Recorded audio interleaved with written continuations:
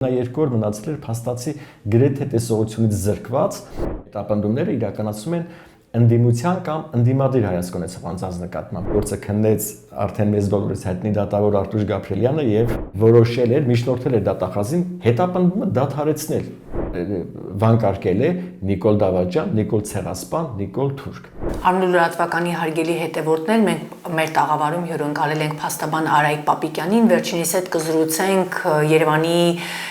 դատանի դատավոր Ժոր Աչիչյանի վերջին որոշման հետ կապված, մասնավորապես Ծիծեռնակաբերդում 2024 թվականի ապրիլի 24-ին վարչապետ Նիկոլ Փաշինյանի կնոջը Հողատու Դավաճան անվանած Պապիկին, 69-ամյա Պապիկին, որը ըստ էության պնդում էր, որ ինքը նման արտահայտություններ չի հնչեցրել, դատարանը ազատազրկման դատապարտեց տուգանքի տեսքով 357,000 դրամով։ Մինչդեռ դատավոր Ժոր Աչիչյանը անգամ դատանում նշում էր, որ Պապիկը չի աշխատում եւ չունի որևէ եկամուտ։ Հարց է առաջանում, ինչպես է 69-ամյա տարեց Պապիկը վճարելու 357,000 դրամը։ Մենք այս հարցերի շուրջ կզրուցենք փաստաբան Արայիկ Պապիկյանի հետ։ Պարոն Պապիկյան, շատ շնորհակալ եմ, որ չեք մերժել մեր հրավերը եւ պատրաստ եք պատասխանել մեր մի քանի հարցերին։ 329-րդ հոդվածը Հայաստանի Հանրապետության քրեական օրենսգրքի այդ չարաբաստիկ հոդվածը ըստ էության այսօր շատերին է սպառնում։ Մարդիկ, ովքեր գրառումներ են անում, բողոքի ձայն են բարձրացնում կամ որևէ արտահայտություններ են հնչեցնում ի նշան իրենց բողոքի, հայտնվում են իրավապահների տեսադաշտում։ Այդ անձանցից մեկը նաև 69-ամյա պարոն Տիգրան Դրմյանն էր։ Դատարանը որոշումը կայացրեց, պարոն Պապիկյան, 357,000 դրամ ինչպես է վճարելու պարոն Դրմյանը։ Շնորհակալություն եմ հայտնում հրավերի համար եւ այս հնարավորության համար, հատկապես ձեր լրատվամիջոցը այդ դատավարությունը անընդհատ մշտապես լուսաբանել նաեւ դախաքննության ընթացքում, այդ առումով ձեզնից եւս մեկ անգամ շնորհակալություն եմ հայտնում։ Անդրադառնալով նրան, թե ինչպես է վճարելու վստահորդս պաշտպանյալս այդ գումարը, ես հիմա ուզում եմ օգտվելով այս հնարավորությունից ձեր ռեպորտաժից այսպեսի հայտարարություն կատարել։ Մենք խոստանում ենք հետևյալը. այն դատավորը կամ այն դատախազը, ով կկարողանա քրեական գործում դատախազության բերած ապացույցներից մեզ ներկայացնի ապացույց, որ Տիգրան Դերմոյանը այդ վանկարկումները կատարել է, ապա ես ինքս անձնապես այդ դատավորին կամ այդ դատախազին 357,000 դրամի պարգև կտամ։ Իսկ Տիգրան Դերմոյանի գումարը չենք բողոքարկի եւ կվճարենք։ Այսինքն բացի դատավճռի կատարումը ես ինքս անձնապես նաեւ այդ դատավորին կամ դատախազին այդ գումարի չափով պարգև կտամ, եթե կարողանան ներկայացնել, որ Տիգրան Դերմոյանը այդ արտահայտությունները կատարել է։ Սա չեմ հեգնում որևէ դատավորի կամ որևէ դատախազի։ Սա խոստանում եմ եւ հրապարակայնորեն ձեր լրատվամիջոցի միջոցով եւ կկատարեմ։ Բայց վստահ եմ, որ այդպիսի բան չեն կարող անել Հայաստանում ընդհանրապես մոլորակի վրա չկային դատավորը կամ դատախազը, որը կարող է այդ ապացույցը ներկայացնել։ Դուք ճիշտ նկատեցիք, որ Տիգրան Դերմոյանը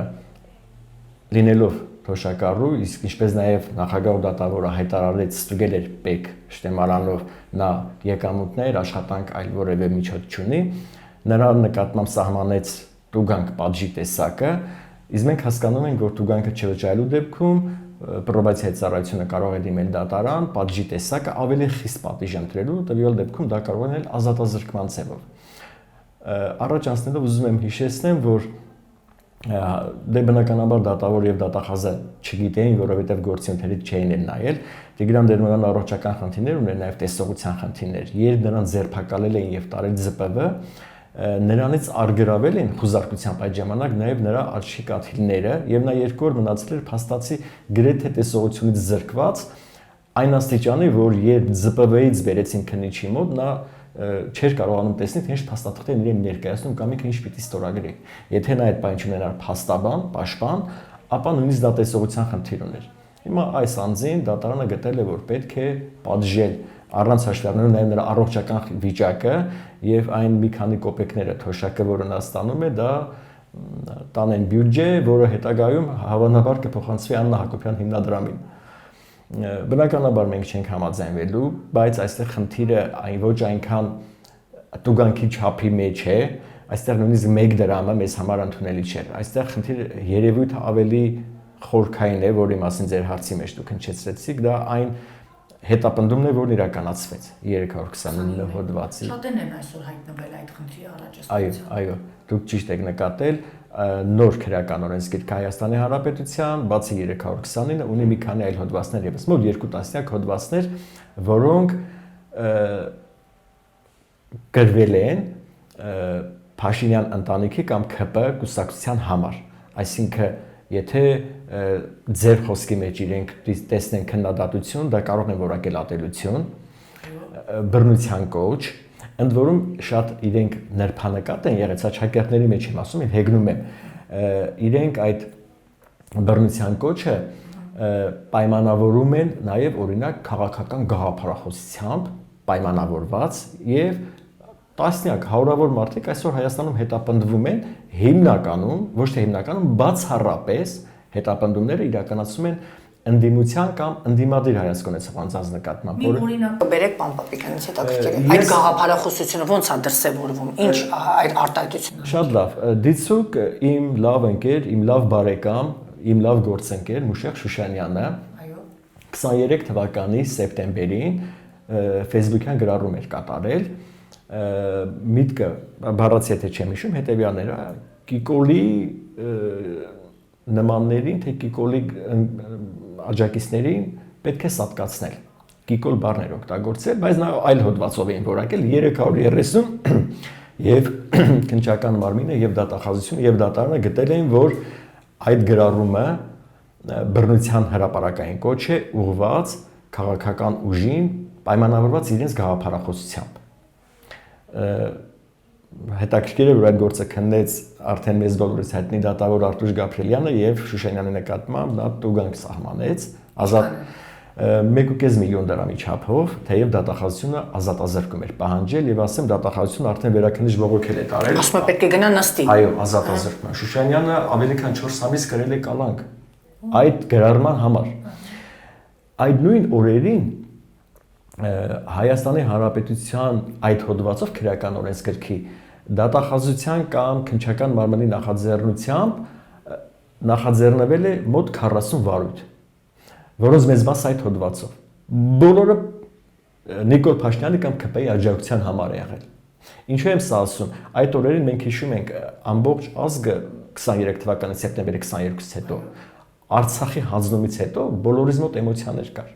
Բոլորիս մոտ եւ բոլորս այս կամ այն կերպ արտահայտվում էինք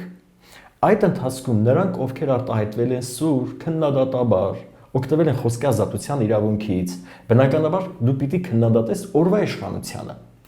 դա ոսկե կանոն է քննադատում են իշխանությանը հասկանալիորեն չեն քննադատում օրինակ արտախորհրդանական այն ուժին ով Արցախը հանձնելու հետ ուղղակի կապ չունի հիմա այդ օրերին 40-ից ավելի մարդ դարձավ մեղադրել այդ թվում նաև Մուշեղ Շուշանյանը։ Դա այլ իրավիճակ էր։ Հիմա Դերմեյանի դեպքում այլ իրավիճակ է, այսինքն այսօր իշխանությունը քրեական օրենսգրքում ունի բավականին շատ հետաքրքիր հոդվածներ, երբ օրինակ ես ձեր եթերում հիմա մի սուր միտք արտահայտեմ, քանի որ արդեն վերջի տարիների ներքին գործերի նախարարությունը եւ դատախազությունը համացանցը եւ թղթային եւ գրավոր մոնիտորինգի է ենթարկում Պարզում գրառումների, որոնք ուղղված են իրենց մեկնաբանման պատերության խոսք են տարածում, բռնության հրապարակային կոչ են պարունակում, իրենք տալիս են գնահատական եւ այդ անցանկալի անձը շատ արագ դառնում է մեղադրյալ։ Այդպիսին է օրինակ Տիգրան Դերմոյանը, ընդ որում գիտեք, Տիգրան Դերմոյանի դեպքում բացառիկ ապիկարություն ցուցաբերեց քննչական դերևություն, դատախազությունը։ Ավելին ասեմ, քննիչը այս գործով քննության մի փուլում պարզելով որ մեղադրական եզրակացություն չի կարող գրել, որոշել էր, միջնորդել էր դատախազին հետապնդումը դադարեցնել եւ նման որոշում էր կայացրել։ Դատախազությունը ամենայն հավանականությամբ Աննա Վարդապետյանը իմանալով որ որևէ քննիչ հանդգնել է տհաճություն պատճառած իր ընկերուհու մասին գործը փակել, դատախազը վերաբացել էր գործը Տիգրան Դերմեյանին։ Այստեղ պիտի չմեղանչեմ ճշմարտության առջև եւ շնորհակալություն հայտնեմ այն քննիչին, որ Դերմեյանի գործը փակել էր։ Համարձակություն էր։ Այո, համարձակություն։ Լավ է, աշխատում է, շարունակում է աշխատել։ Դեռ շարունակում է աշխատել, այո։ Իսկ դատախազությունը վերաբացեց եւ դատախազությունը բերեց դատարան տեսագրություն, Մեղադրական եզրակացության մեջ նաև դատարանում նշված էր, որ Տեր-Մոյանը 10 րոպե, շուրջ 10 րոպե վանկարկել է Նիկոլ Դավաճան, Նիկոլ Ցեղասպան, Նիկոլ Թուրք։ Դրանով ատելության խոսք է տարածել։ Երբ մենք դատարանում զննեցինք այդ տեսագրությունը, ես նաև այդ հարցը հռետորական տվեցի դատավոր Չիչոյանին։ Իսկ որտեղ է Տեր-Մոյանի խոսքերը։ Տեր-Մոյանը ընդամենը 29 վայրկյան է երևում եւ ինքը մեկ արտահայտություն է կատարել, որի մասին ինքը իր ցուցմունքում նշեց։ Ինքը մոտեցել է Աննա Հակոբյանին եւ ասել. «Ինչու ես կանգնել այստեղ։ Երեխային տար այստեղից։ Ինչու ես ցնցումի ենթարկում»։ Ինքը դատվեց միայն այդ բառերի համար փաստորեն։ Պարոն Պապիկյան, դուք համեմատական անցկացեցիք Մուշեղ Շուշանյանի հետ, բայց ըստ էության ինքը Նիկոլ Փաշինյանի անունը չէր գրել, այլ միտք էր արտահայտել, այսինքն անգամ այս դեպքում նույնական են տանում, որ նկատի ունեցել ու տուգանք ընդ որում հիմա ուզում են ազատազրկել։ Այո, ես այդ մասին նաև բարձրաձայն ասել եմ, այնտեղ նշած է Կիկոլ բառը, բայց դատախազությունը Կիկոլը եւ Նիկոլը դա նույնացրել է, դատարանն էլ փաստորեն նույնացրեց, որ դա նույն անձինք են։ Իհարկե շատ վատ է, որ դատախազությունում եւ դատարանում այդպես են կարծում։ Մենք որպես քաղաքացիներ գուցե տարբեր պիտակներ կարող ենք տալ։ Իհարկե լավ կլիներ, որ վարչապետը լիներ այնպիսի անձնավորություն, որ նրան չպիտակավորեր ոչ ոք։ Բայց մի բան է քաղաքացու պիտակավորումը, մի այլ բան է, երբ որ դատական ակտում դա ամրագրում է ստանում, դա պիտի առաջերտին իրեն համար վիրավորական լինի։ Այսպիսի օրինակները կարող են բազմաթիվ նշել, որոնք ազատ խոսքի, ազատ արտահայտման ամենասարսափելի, այսպես ճնշումներն են։ Մենք լավ գիտենք, որ հարյուրավոր կամ գուցե տասնյակ աշխատողներ ոստիկանության, ԱԱԾ, գուցե դատախազության իրենք վարույթներ նախաձեռնելուց հենց այդպես էլ գրում են սոցիալական ցանցերը մոնիտորինգ իրականացնելու ժամանակ բացահայտեցինք այս երևույթը։ Այսինքն հիմա նույնիսկ չեն էլ թաքցնում։ Նստած համակարգիչների մոտ կամ հեռուստաէկրանների մոտ, տարբեր տեխնիկական միջոցների մոտ, նրանք բոլոր այն անձինք, ովքեր քննադատական մտքեր են արտահայտում, գրառումներ են կատարում, հավաքում են, հավաքագրում են իրենց համար պատի առիթով այդ անձանց նկատմամբ սկսում են քրեական վարույթներ նախաձեռնել։ Եվ սա մեր ներսին իրավիճակի մասին է եւ հաճելիորեն օրեր առաջ իմացանք, որ խոսքի ազատության առումով մենք բավականին առաջընթաց ունենք եւ դա ինչ հաշվարկներ էին արել ըստ էության, ինչ թվերի մասներ խոսում, մենք նաեւ մասնագիտական առումով լրագրողներս մեր օրինակները ներկայացեցինք, ինչ վերջի շրջանում օրինակ բազմաթիվ աղաղակող դեպքեր է եղել լրագրողների նկատմամբ հարձակումներ։ Մեզ համար սահմանված վայրերում, օթյակներում եւ առհասարակ այսքան դատական հայցերը երբեք նման լրագրողի իշխանության օրոք երբեք տպավորություն այնպիսին է, որ այսպիսի պատկեր չպետք է ունենայինք, պարոն Պապիկյան, բայց փաստացի այսքան դատական հայցեր լրատվամիջոցների դեմ, սա երբեք այս վիճակը այսքան վատ չի եղել, երբեք։ Ցավոք ցուցանիշը առաջատարների մեկում է։ Պարոն Պապիկյան, ես ուզում եմ եւս մեկ անգամ հստակեցնել, այսինքն պարոն Տեր-Մոյանը ըստ էության այս պահին չի կարող վճարել այդ գումարը։ Ինքը այո, այս պահին չի կարող վճարել, նյութապես ինքը անապահով է եւ բնականաբար մենք կբողոքարկենք, եթե մենք բողոքարկենք, սպառենք եւ այս դատական ակտը մնա օրինական ուժի մեջ, ապա պետք է մտածենք ինչպես անենք, որպեսզի այդ վճարումը կատարենք, հասկանալով, որ Տիգրան Տեր-Մոյանի պատժի խստացում կարող են դեպի տեղափոխել,